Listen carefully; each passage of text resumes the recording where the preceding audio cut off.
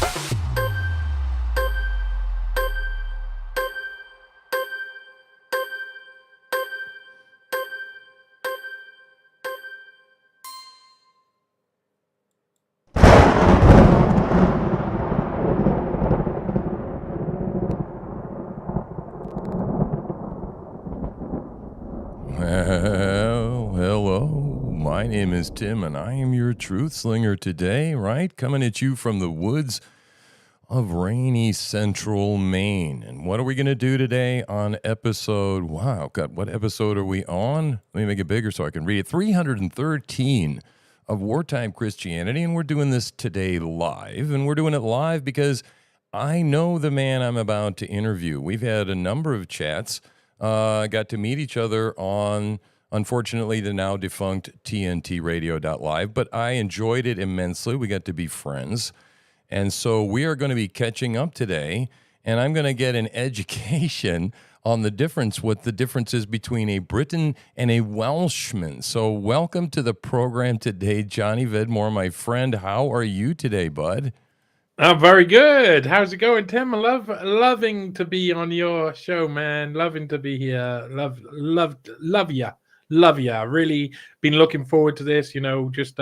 I got off the war room just now. I've been doing loads of podcasts today, but I've been thinking I'm looking forward to being on here, and I'm looking forward to speaking to you about who knows what. I don't know. I'm happy to be asked anything. So please go ahead. Yeah. Well, we have questions. We have questions, of course, here at the Truth Slinger Project. But, mostly I just want to know kind of off the top of my head, I'm glad that you're seeming to be bouncing, back on your feet and getting, out there and doing what you seem to love to do, and that's continue your career in independent journalism.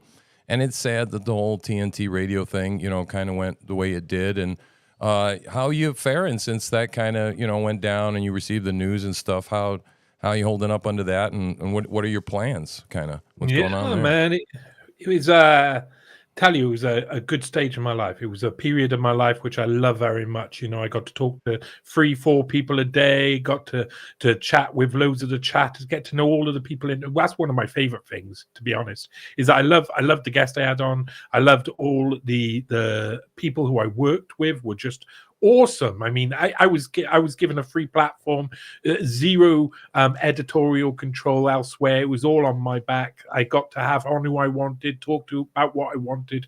That's a very special thing. But the chatters, man, the people in the chat, the people who were just the normal everyday guys who come every day to watch the show, they were the ones who really like. I'm gonna miss the most for however long it goes on for, because there may be something in the works, there may be another iteration. Who knows? No one's counting their chickens. Life is hard for everybody at the moment, so I'm looking forward to just doing my own stuff for a bit. I'm going to focus in on all the many jobs that I had to set aside while I was doing this. But I'm extremely hopeful. I'm extremely hopeful that I'm just going to ride the wave, be like water, believe that there is something at the end of that rainbow. Because my friend, that's how I got into TNT in the first place, was being at the bottom of my luck and saying, I believe, I trust that there is a bigger plan, that something else is going to happen, and I'm just going to follow the road. And once that plan reveals itself to me, and once I realize it's good, then I will walk into that plan and I will do whatever I can to spread the truth and to have a big conversation. So I am really positive, super duper. I was, even from the moment that I heard the news, and it was very quick, it was very abrupt. It was like a week and a half. We're closing down at the end of this week, and it was that can be a bit of a shock for most people. But like I say, the support I received, not only from the staff, not only from colleagues, my close friends now, not only from the people who came on the show regularly, but the supporters, the people at home, the crowd, they lifted me up. So I am positive, I am happy, and I am just going on, just trollolling along. That's what I'm doing. Well, that's all you can do, and it's really good, to see that you have this sort of attitude that, and I believe the same thing. God never closes any doors without opening others, right? We're always shown the next step if we're open and receptive to that, right? And to look where because otherwise, I mean, it is easy in these day and age, especially with everything that's going on, to become nihilistic, because we've talked about it many times. Whether we can split hairs upon, religion, ultimately, I think we all kind of agree there's a battle going on between good and evil, and discerning what, who is good, who is evil, in the grand scheme of things, is getting more and more complicated these days. But yet, at the same time, some things are becoming more and more, I guess, obvious. Some of the questions, or one of the questions that I wanted to ask you, when I was on a couple of times with you, and we just got to talking about other things that I never got to, but it was kind of at the time where there was a lot of business going on with the far right and the migrants that were going on over there in Great Britain.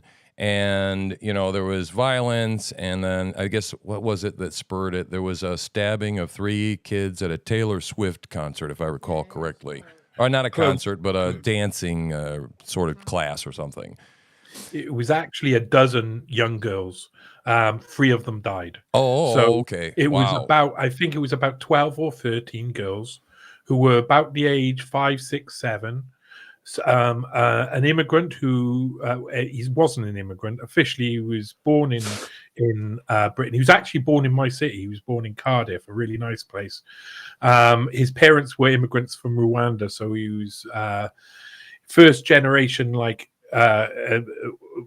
Welsh, you could say, but he was definitely that's right. from That's right, because I think, who was it that was got out there? I think Tate, that got out there and called him a migrant, and everybody got very upset because he really wasn't. It turned out that he was first generation born there. Yeah. Yeah, and to be perfectly honest, Wales is a sanctuary nation. It's a place where we've always welcomed in asylum seekers, people who are seeking asylum, not economic migrants, people who are seeking asylum. But we're supposed to welcome in everybody. We've always been like that. That's the type of thing that gets taken advantage of nowadays. And this kid obviously had mental health issues. Obviously didn't have support. I mean, his parents probably would have told him, and he would have probably been a bit obsessed about what had happened in Rwanda once upon a time. Mm-hmm. and the reason why they were over there in the first place. So whether that had played any part in it, I do not know. But he went in to a dance studio with a load of little girls, and he stabbed 12, 13 girls, and killed 3 of them. And it's like I can't understand why people wouldn't go out on the streets and be angry. You know, it's not only about immigration. It's not only about the fact that immigrants are coming over. There's no support structure. The native workers, as they call them, as the UN migrant programs will call them, the native workers, us, the people who already live there, we already don't have support structures. We've been cut, devastated, cut after cut, austerity after austerity. Governments just taking away services. So mental health services are not there for the people of Britain, full stop. And so this kid wouldn't have had any help either. And look what it's ended up like. It's terrible. Yeah, well, I mean, you brought up a couple of points there. One is limited resources. And the reason I'm asking about this question is because we've got parallel situations going on here. I don't know if you're aware of what's going on in Springfield, Ohio, but it's all, it's gone worldwide because of what Trump said during the debate. They're eating the dogs. They're eating the cats. They're eating the pets of the people that live there. And that, of course, went viral and everybody went nuts, but all eyes came on Springfield. But there's, the problem is they've brought in all of these Haitian migrants that, and it's not that they're black. It's not anything. It's not even the fact that they're coming from another culture. The issue is that they're bringing them in en masse at such a rate that there can be no proper assimilation. There's no education. They're not standing at the door of America saying, hello, we love Constitution. We want to come in. We want to work. Okay. None of that's happening. They're coming and they're given blanket asylum. They're given essentially protected status, and they're running around in Springfield. They're getting in accidents, and the people's car insurance rates are going through the roof because of the fact that they're in that zip code. And the police and the local town management is completely covering this stuff up. And, although all the evidence has been eaten, that's the only thing that's not necessarily been verified, right? But there are these other things, these accidents, these other crimes, these going into Walmart, opening up the lid on a jar and helping yourself to the salsa inside and putting it back on the shelf. Okay, that's not the way we do things here. Right, and that's not the way that you get. It's just there's civilized versus uncivilized. This is not black versus white. This is not left versus right. This is culture. This is an issue of culture. Now the next question becomes, why are they doing this? And Springfield's not the only place. Here in Maine, you know where I live. I live in the woods of central Maine, and up here we have a situation where they're bringing them in I think Lewiston. They'll be building $60 million worth of housing. And they're putting immigrants also in the housing that's here. They're selling the house. They're regentrifying it real quickly. And then because it's government subsidized, they're putting up the Haitians in there. And people that can't afford the rent are winding up that the homeless population is exploding here. And this is in Maine. This is because of our communist governor. Yeah. So, Well, I wrote about this yesterday. I released an article. I called it Eric R. Weinstein's Great Replacement, because I discovered that Eric Weinstein of the famous intellectual dark web had once worked for the UN Labor Division Migrant Program, which was set up between 2000 and 2002. He worked for the division. And what it was for him to analyze the cost benefits, the societal benefits to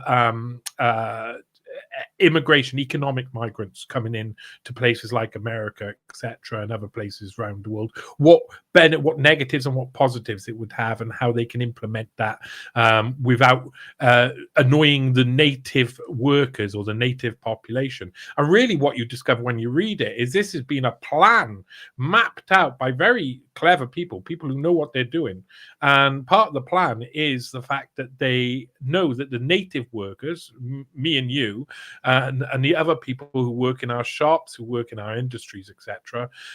These guys are going to not be happy about the fact that their wages, so redistribution of income, is happening to make them poorer so that the migrants can become richer. Now, the UN report that Eric Weinstein wrote said, oh, don't worry, eventually it'll all equal out and they'll do good, but for the time being they'll have hardship and their incomes will go down and they won't be able to afford things, but eventually we'll see the benefit because we'll have a better workforce to choose from and everything will equal out. And it is a form of redistribution of wealth, redistribution of income, redistribution of everything. It's loads of Marxist ideals hidden around there, but it's all been mapped out, planned out. You can read the reports, you can look at it yourself. If people go to my X feed, you'll find the article. I've literally published it on a post,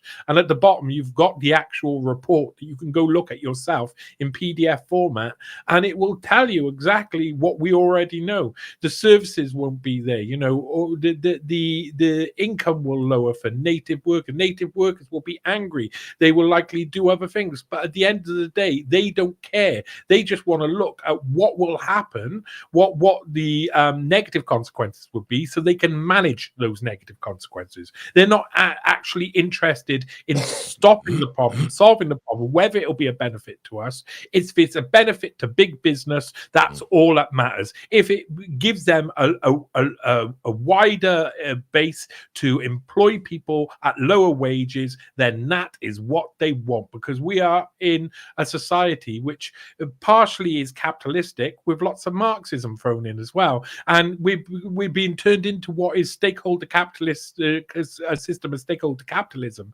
as et al. Klaus Schwab, which basically merges all of the worst parts of fascism, of communism, and of capitalism all together, so you can benefit from all of the negatives of the most pernicious parts of those ideologies. Well, it's total elitism, and at its core, it accomplishes the disintegration of nationalism, and it just tilts everything toward globalism, because you cannot have a nation state. You cannot have, well, for instance, in the United States of America, we have an entire subpopulation that owns Dearborn, Michigan. And I'm not sure if it's Dearborn, but another town in Michigan, the entire city council is all Muslim.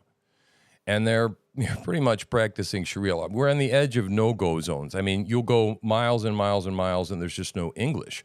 Kosovo. Yeah, it's Kosovo over again. Yes, and so what happens is you now have small nation states inside of your nation. How is that sane?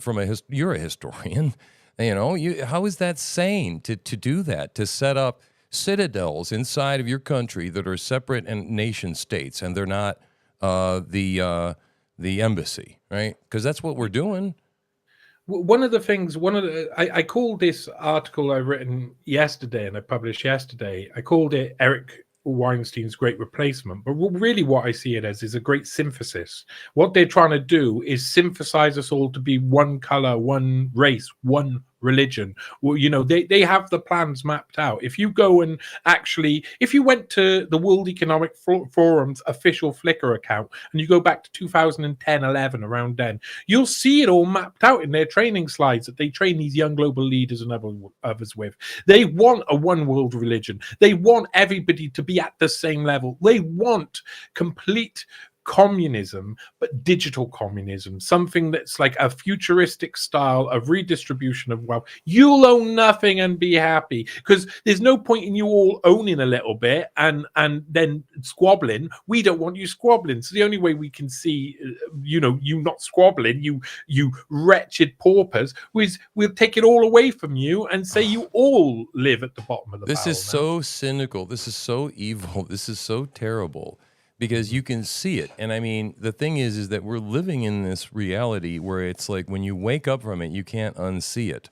Like, for example, who the hell owns a DVD anymore? No, No. You buy it on Amazon, and I own John Wick, and it's somewhere out there in the cloud. My ass. Okay. I rent everything, every piece of software. What we're using right here, right now, I'm paying whatever the hell it is, $19.99 a month. So there's no watermark and all that stuff. I don't have a hard copy of anything. If they decide to lock me out of it, that's it. I'm done.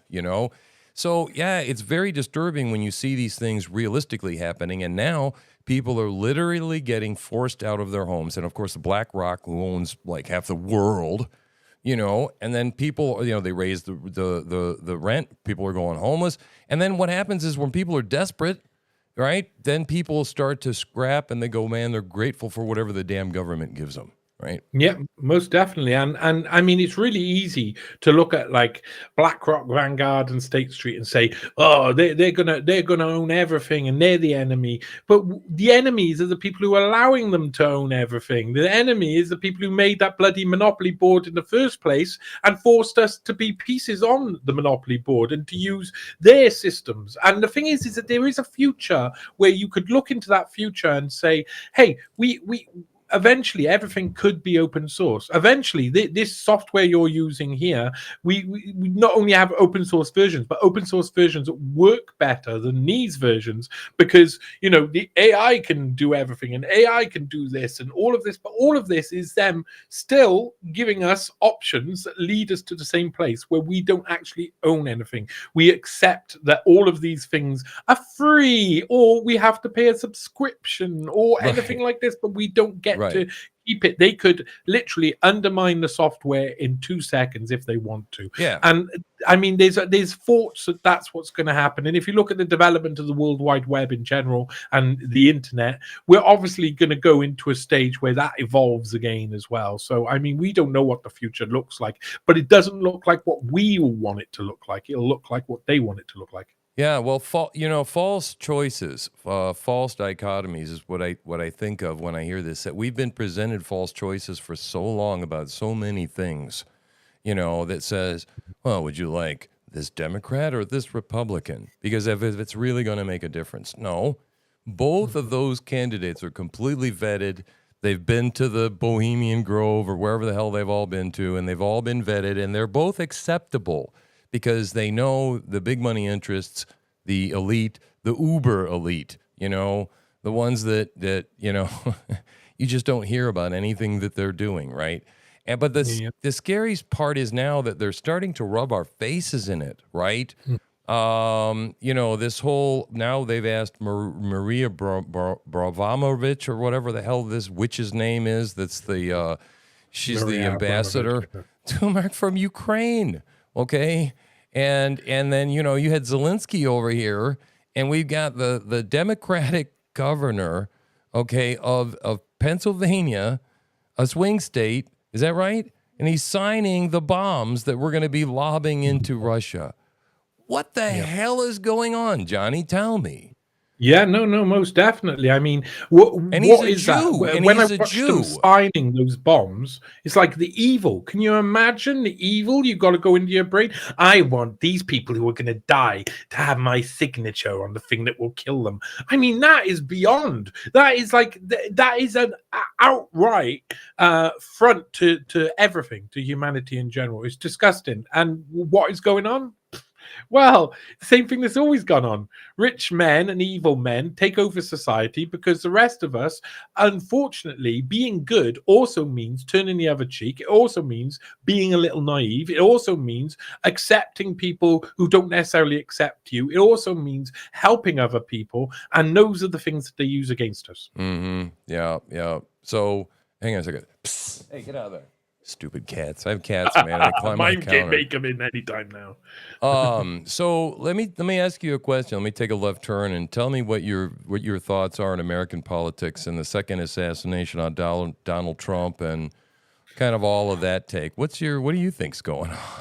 Yeah, it's a hard one, isn't it? Because it looks like, I mean, if you were to be watching this in a movie, you would say the people they're trying to kill are the heroes of the story. And it's really, at this point, they both would love to kill each other. They've there's such hatred that what I think we're seeing is a slow run up to an eventual civil war of some type in America. Not maybe today, not tomorrow, but soon and for the rest of your life, there will be some form of change in American society. I truly do believe that these guys are who have tried to assassinate Trump are probably working or at least directed by other parties. I mean, that can be seen more with Ryan Ralph than it can with the other guy. There's an element where it seems like it's the same old tricks. If you go back in history and you look at all of the assassinations, I mean, it's a muddle of conspiracy. It's a load of people involved in each of these things. It's never just one. There's never just one guy. You know, there was not just Lee Harvey Oswald. Right. It's always something more happening. There's always a group of people behind, and there's always going to be violence because this system begets anger, and anger begets more anger, and violence and evil and murder. And loads of people say, oh, it's all a fake. No one's trying to assassinate Trump at all. Look, they would have hit him on the first time, or that ear scratch was blah de blah de blah de blah. I on these occasions, I just don't buy into any of that. I think that the people have been primed, especially in America, to be extremely angry because while we're angry, we're divided. While we're divided, we're not stopping things like open borders from happening. We're allowing our societies and our cultures to change completely. And when a culture changes, it changes morals, it changes ethics, it changes all sorts. It changes religion, it changes every aspect of the way we live. And we may not all see the history from a bird's eye perspective. You know, we're not all capable of doing that, and it takes a lot of research to understand where we're repeating the same cycles. But these are the same cycles as in the past. You know, every empire that's risen has fallen for a reason, and it always ends in the same thing: bread and circuses, division, war, and then a new empire rises. So it feels like America is on the precipice of falling, to be perfectly honest. Yeah, I tend to believe that. I tend to think that we are sitting on a big pile of kindling, and whatever's going to set it off is either going to be a successful assassination, a Venezuela-style stolen election, similar to what we saw in 2020 when we went to bed and Donald Trump was fine, and then zip, overnight. And all the other shenanigans, right? The laptop that was covered up, the flood in Fulton County, Georgia at night, that there was no flood ever discovered, and they brought out all the ballots from underneath, the double counting, the shenanigans that just the normal people are doing that they can get away with, right? All of that stuff. And my personal feeling is, I agree that there's anger and division and that there's vitriol on both sides. But I believe that in generally speaking, conservatives are conservative. They're called conservatives for a reason, right? We generally are the ones that are going to be mostly the Christians. We're the ones that turn the other cheek. We're the ones that keep backing up. And we're the people that don't want to really be involved. We're not the people that are paid, the agitators, all this kind of stuff. So I see this division of being stoked for so long. And that we were also wrapped up with the American dream. We weren't paying attention to what the hell was going on. That the CIA and other agencies have been running psyops for years, ever since the Kennedy assassination. Hell, we just spent an entire morning watching all about the whole health thing, or was it yesterday, the health summit with Robert F. Kennedy Jr. and Jordan Peterson and Michaela Peterson and all the other heavyweights that were talking. And I'm just going, these are people I've been following for years. Okay, and finally we're talking about it on a national level, and there's some unity on this side, and I believe that Donald Trump is the one that just appears to be generating unity. There seems to be, this is different than the first time around. This movement is more coordinated. I think there's more players involved that are possibly more trustworthy, that are going to be put in places that are going to do some major things. And I think with a lame duck presidency, He's got to go in like a wrecking ball, okay? Because these agencies have gone completely rogue. Tell me that the FBI and DOJ have not been completely weaponized against Donald Trump. It's ridiculous. Yeah, but they've been weaponized for years. I mean, if I go back and research some of the events during the 60s and 70s, and the DOJ was as weaponized then as they are now. They're just weaponized in the direction that suits the time. And we would disagree. I mean, we would, and we know this as well. Me and you, we've talked about this.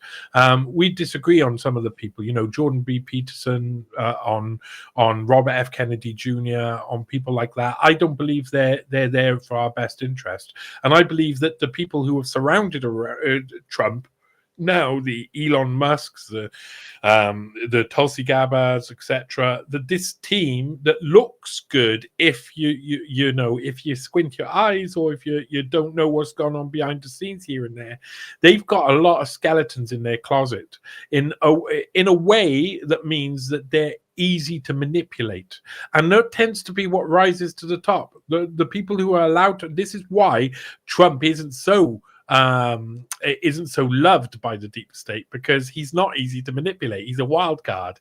But if you surround him with people who are easy to manipulate for whatever reason, whether they got a dog in the fight like Elon Musk, who's got businesses with all of the government agencies, you know, those people will be able to be controlled. And I have to say about some of those people, you know, with Jordan B. Peterson, for instance, he needed to fight when the vaccines happened. He needs to fight for people's right to privacy. And on those cases, he didn't only fall short, he went along with a narrative that was dangerous and horrible. So I don't trust these people. As soon as they don't stand up at the moment they need to stand up, they're not on my team. That's what I see. These people speak the right thing all of the time. You know, Musk, Robert F. Kennedy Jr., Jordan B. Peterson, all these people can speak the right things all of the time. When it comes to the crux, when it comes to the point where they need to do something, they are always found wanting. So I don't put my faith in man. I do not put my faith in man, especially not in this situation where some of the people who are there have got dogs in fights that we don't even see, and we don't understand that happening. Yeah. You know, I understand the cynicism, right? I get it, right? I understand the black pill. I struggle with that myself. And I'm pretty much at the point now where it's like, all right, I'm throwing in on this. I'm feeling it for the moment, but God help you if you burn me, you sons of bitches, this time. Okay, you hear what I'm saying? And I'm counting and hoping on the fact that Donald Trump, if he sees that they can't all be everyone snakes all activated at the same time. Maybe a couple of them are going to have some conscience. And again, I agree too. You know me being a Christian, that I have to look at all of this with a spiritual worldview overlay, right? I have to understand that I believe in that there is a God, and that he knows the story from the beginning to end, that he causes all things to come to pass, but yet is not the author of sin somehow miraculously, and that we have the ability of free will and choice in all of that mess, right? Nobody can tell you how all that fits together, but that's just literally the way I see all of it. And, you know, personally, even my own sin, I take responsibility for that during the day, and then at night when I lay my head down, I don't beat the living hell out of myself. I repent and realize that God will even use this to carve Christ out of me, right? That's the way I look at it. And so it's that both and, you know, that we have to look at. And so if we don't look at this thing and we look at it in a spiritual void, then we're not going to come up with the right answer. And what keeps me hopeful is that the Lord can turn any man's heart. He can. I would hope that's true. You know, that cynicism you talk about, I give myself over to believing that people can change, and every time I do, I get burnt, because the majority of the time that does not happen. Yeah. And so I try not to be cynical with it. I try to accept that, yes, what you're saying there, you know, I'm secular, you could say. I'm someone who isn't practicing a religion, but nearly every single part of what you believe in, what is good, what is righteous, what will get you through the end and what will let you sleep at night, I believe in fully.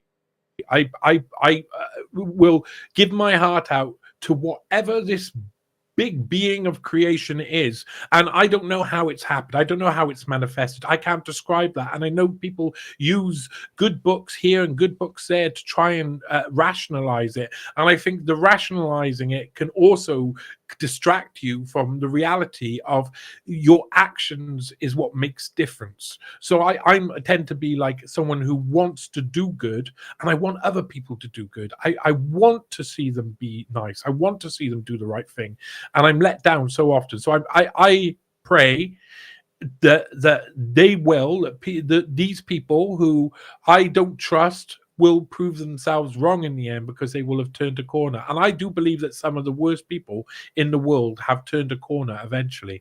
But the problem is at the moment, when I'm watching them and watch their connections and watch them make the same mistakes over and over again, it's hard to trust, and you can't just like put your blinkers on. You have to believe that in your understanding of what's good and evil, and you have to follow the path of good, and you have to stay away from the people who are following the path of evil. Well, Go on. even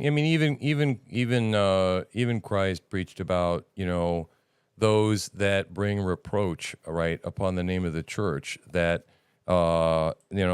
we hear this, that religious leaders, the ones especially that, or anybody that's out there that it's prominent, that names the name of Christ, man, it's tough. And that's one of the reasons Alcoholics Anonymous was Alcoholics Anonymous, because if people fell, they didn't want it associated with the organization, right? But yet we've got a whole bunch of people out there that do some jackass things, right? And even people that are walking with Christ, that are truly saved, right, that have dwelt with the Holy Spirit, are going to struggle with the flesh. The difference is that well, the way I explain it is that Jesus changed my wanter. Okay, well, I knew what I needed to do, and for me, it was hard to struggle toward what I needed to do. And when I accepted Christ, I got this wonderful gift that my wanter was changed. I wanted to follow him. It was like literally my bungee was tied over here instead of over there, right? And so now sometimes, though I fall short, I snap back toward the light, as opposed to constantly trying to scramble toward the light and be dragged back to the darkness. Does that make sense? Yeah, yes. I was talking to I love when I see a preacher. I get my camera out nearly straight away, and I walk up and I talk to preachers. And I was talking to one the other day. I haven't put it up online yet, but I was talking to a preacher the other day, and he soon learned that I think almost exactly the same as him. And we were talking about something, and this is a subject that I really want to discuss with you, because this is really important. The idea of where we're heading towards an end time. I believe that. I don't need any book to tell me that we're heading towards a point where it's do or die for humanity, and that we are going to meet a reckoning. And the Bible says that too. The Bible says it comes to a point where there's an end time and evil. The Quran says that too. It says, the false prophet will fire an arrow up into heaven. It will come down with blood, and it will say, I have killed your God.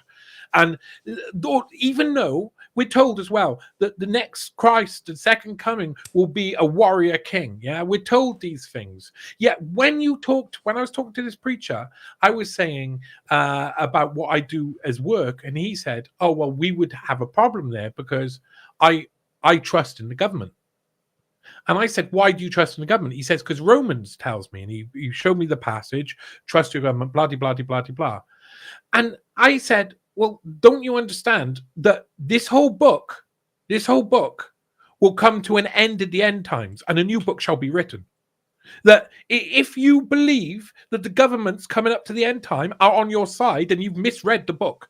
You misunderstood that evil will take over every single part of our society, that evil will take over almost every single human being on earth, that we will all go down that route to the end times.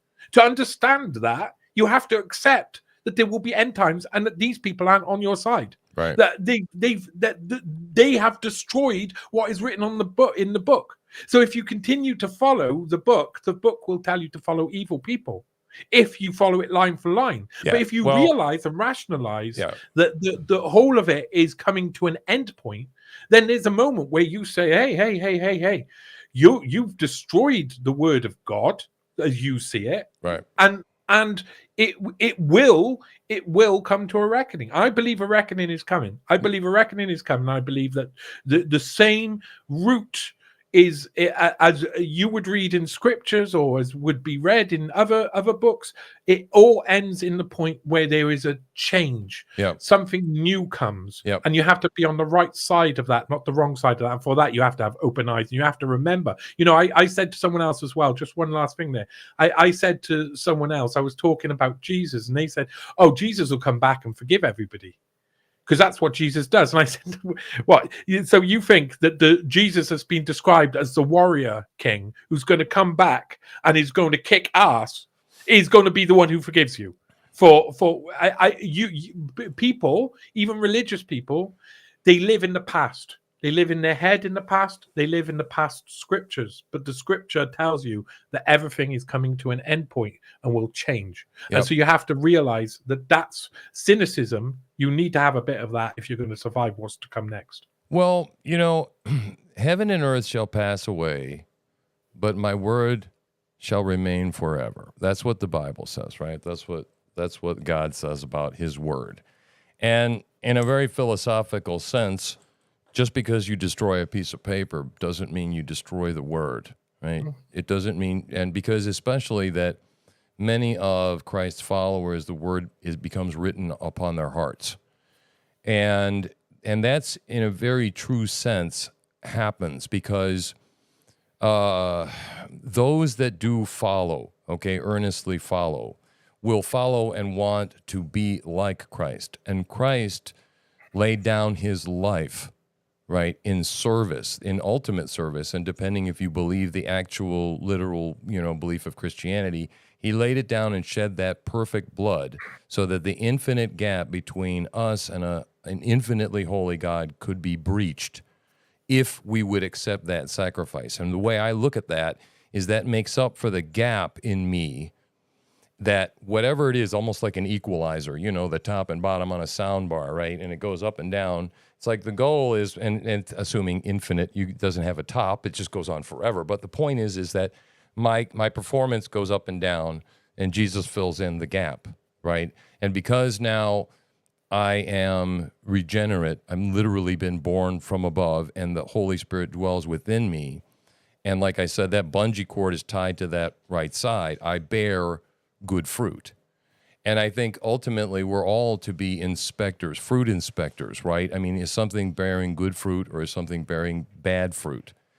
And so, and ultimately, it comes down to, I think much of it is interpretation of the word, because you'll talk to 100 Christians, you get 100 different versions of end times, you'll get 100 different versions of all sorts of interpretations. But many of the core ones, right, the basic ones, are I think we can all agree on. And that's where I've spent my time focusing on the fact that we need to be, well, in honor of you. You'll notice that there's something missing on the wall, right? Do you notice my background? Have you seen that? Let me show you. Let me make it big for you right there. You can see there's a flower there, a sunflower, right? There's no gun there anymore, right? because of my new pacifistic streak that's going on right now, where no, I just put that up there. I still have it. It's really dusty. I got to clean it off. But I've been trying to approach things from the standpoint of saying how did Christ come against power structures, and what was he doing? How did he live his life? Because essentially that's what I need to be doing, is following him and being as much like him. And what he ultimately did is he laid down his life for the church. And if you believe the actual story, that he laid it down so that the sinners that plead him and belong to his church are reconciled to God, that infinite sin debt that we all have. So what I've been finding is, just for me, is relationship evangelism has been more important than anything else. I mean, I can lay out the gospel in 5 minutes and I can slam it on you, right? But trying to talk about more of the places where we can agree, right, on, these things and coming at it from a longer term perspective, I think is much more effective, right, at being able to get you to understand what I'm trying to say as a Christian, and and vice versa. And I do think, like I said, many times I'm starting with the fact that we are in a spiritual battle. If you don't see that, right, and there's no incentive for evil to stop what it's doing, right? So that's my other filter when I look at things. I realize that there is no bottom to this pit. There isn't. They're going to go to its logical conclusion. Why would power not seek more power at any cost if they've done everything so far? What, are they going to all of a sudden go, you got me, you're right, the game's over, we're all going to just stop now, you can have the reins of power back? That's not going to happen, right? Mm-hmm. And so this monster is going to squeal and, claw and do everything. And the question I have is, I think this end time is going to create this great division. And my hope is that people like, well, Russell Brand, I'm sure you're familiar with Russell Brand. He's recently come, he says, to Christ. And he's look, I'm listening to him, and at the moment, the devil will tell you the same. I mean, I'm not even, I agree. I believe people can repent and do that, but I think people with certain people are very good at deceiving, and I believe that flower on your wall is more representative of the current times of the Jesus of turning the other cheek than it is the gun. But when the next times come, and they might be approaching extremely soon, you're going to need to get your gun back out, and you're going to need to cock it, because you're going to need to fight. There's no doubt that flower is going to be almost gone by then. All of the petals will have wilted. A former FBI agent just testified on the Hill just yesterday or the day before. And he basically said that he's leaving. The FBI is pretty much irredeemable. And he's talking about the entire, 7th floor and probably one or two other supporting floors. And that they're gone. And right now at this point, you need to, what did he say? You need to get your Second Amendment. You need to get guns, get ammunition. He said you need to get 3 or 4 months worth of food, and you need to pray. I'm like going, this guy's leaving the FBI, and this is the advice. This is what he's saying on Capitol Hill in Washington. Strap on, boys and girls, because it's coming. Yeah, and it's going to be big. And I agree with the viewer up there saying brand by name, brand by nature. I mean, the fact is that people, the people who will try, and the people who look the cleanest, and you hunt away and you discover they've got loads of dirty secrets in their past, you're like, oh, they've repented and they've come out, and they come out the other side and they've learned a load of lessons. But the fact is that people don't go from extreme to extreme that often. People tend to go without and stick on the other extreme. They tend to go from extreme to pretense, pretend to be something else. Unless we are in a new season, and unless God is moving his hand and things are accelerating, it is possible, or at least entertain the possibility, if you will, that we are seeing some sort of awakening because of the time we're coming upon. Because no matter what models you're looking at, right? But, the fourth turning, or, hard times creating good men, all these models, right? Which is where we're at right now.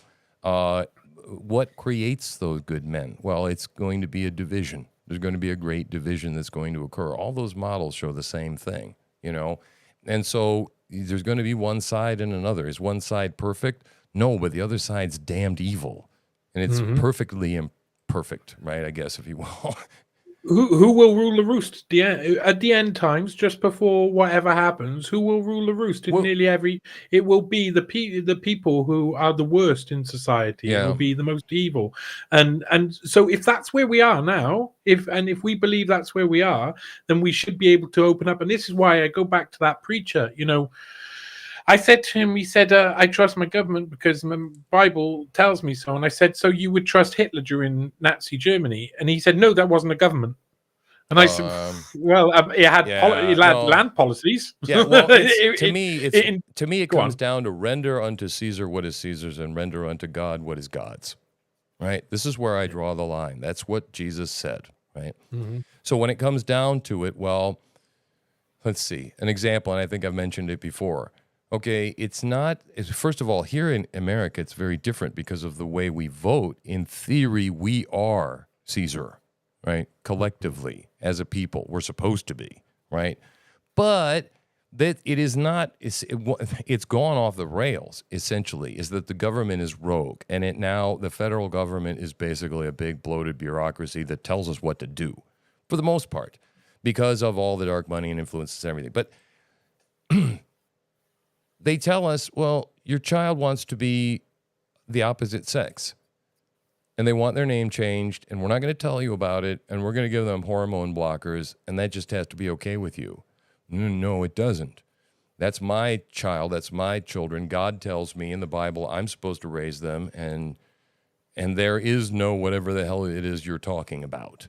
Okay, now we have a problem. They don't care about they don't care about your words. They don't care about what you say. They don't care about your religion. They don't care about your children. They don't care about your life. Right. What they want is economy. What they want is money. What they want is greed. What they want is for you to be good workers, for your kid to grow up and agree to whatever the trending system says they should do at that time. That's what they want. They want you to be pushed into a point where you hand over everything to them, every single thing that matters. Do you think they'll succeed?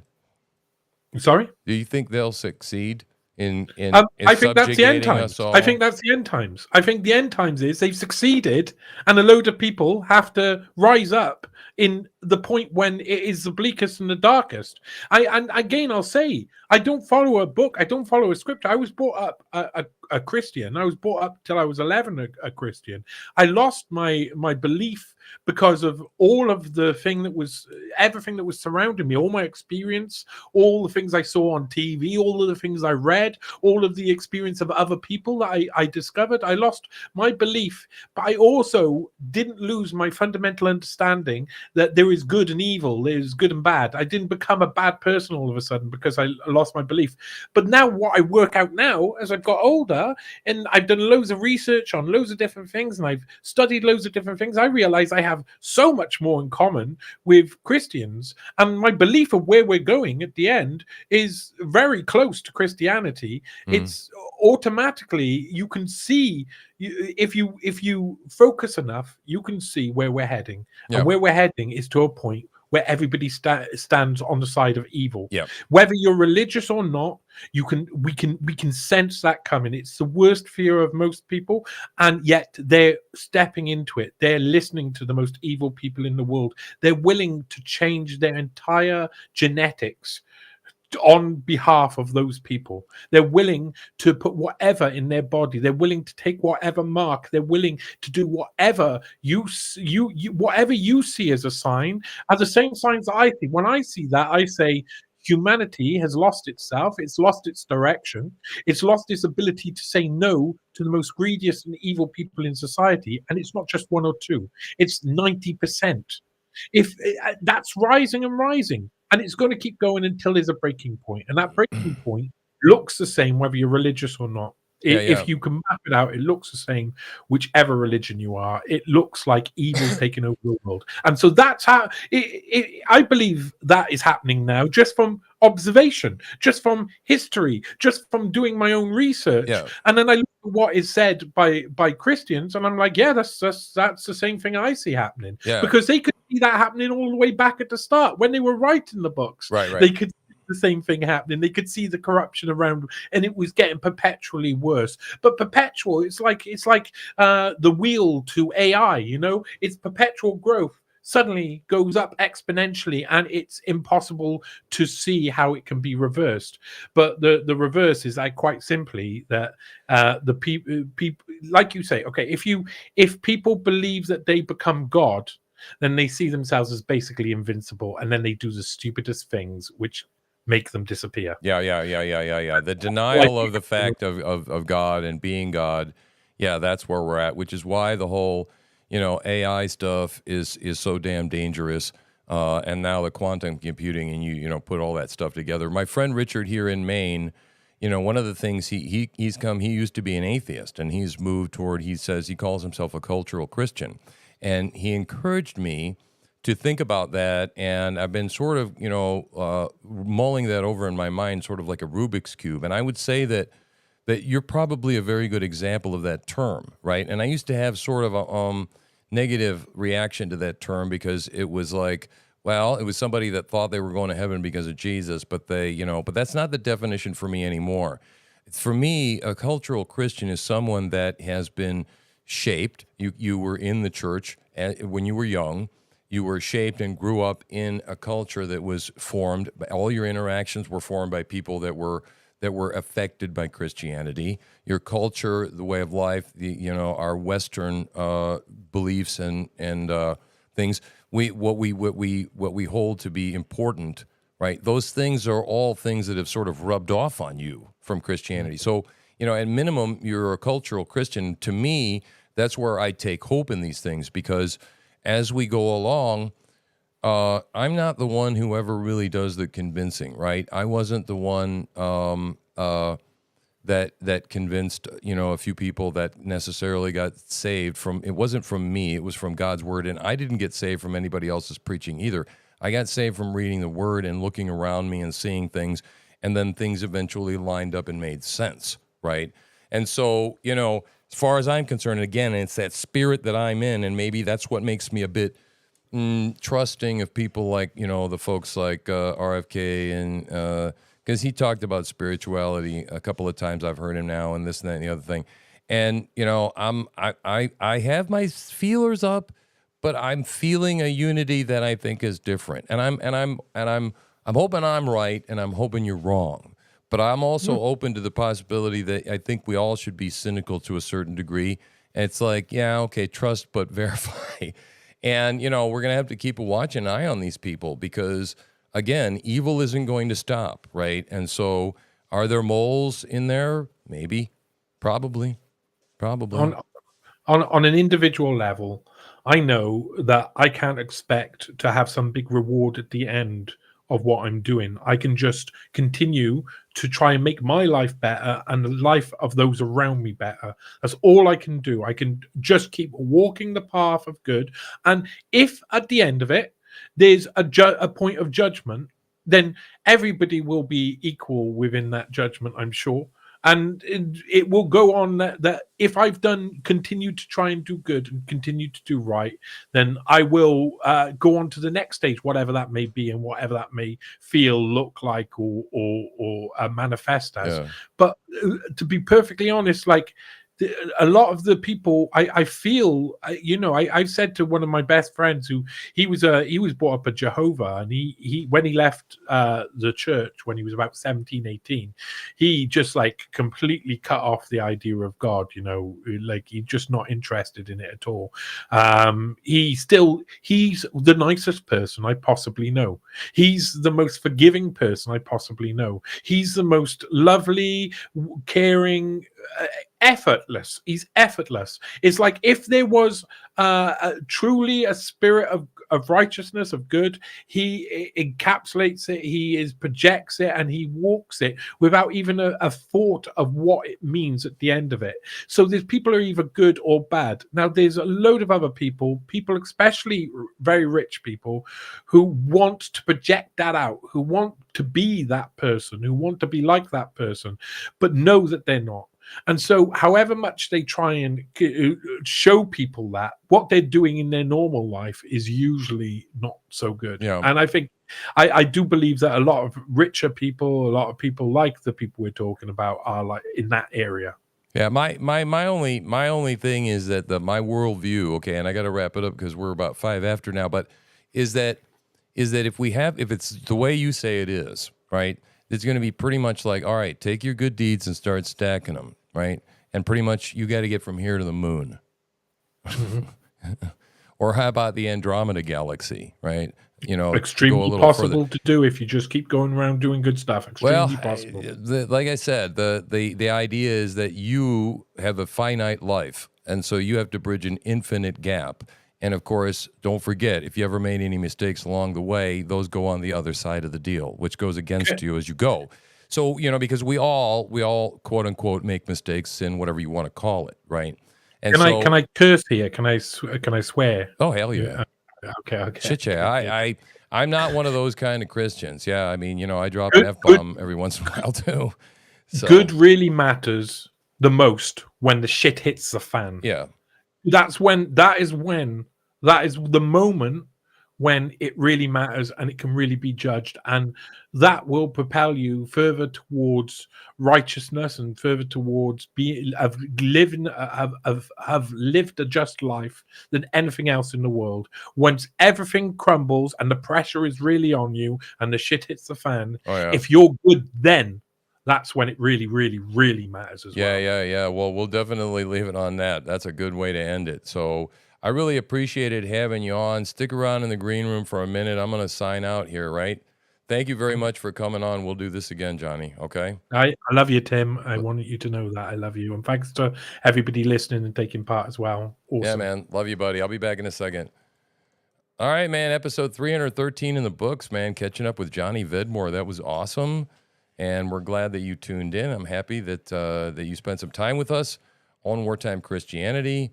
Make sure you keep looking out for us live, right? Like, subscribe, share, do all that kind of stuff too. Don't forget to do that. And let people know about us here. And if you want to help us out a little bit, you can leave us a tip, right, by hitting that tip button on my X feed. So that's it. My name is Tim. I'm your truth slinger. And I think that is about a wrap. I'm out of here. Bye-bye.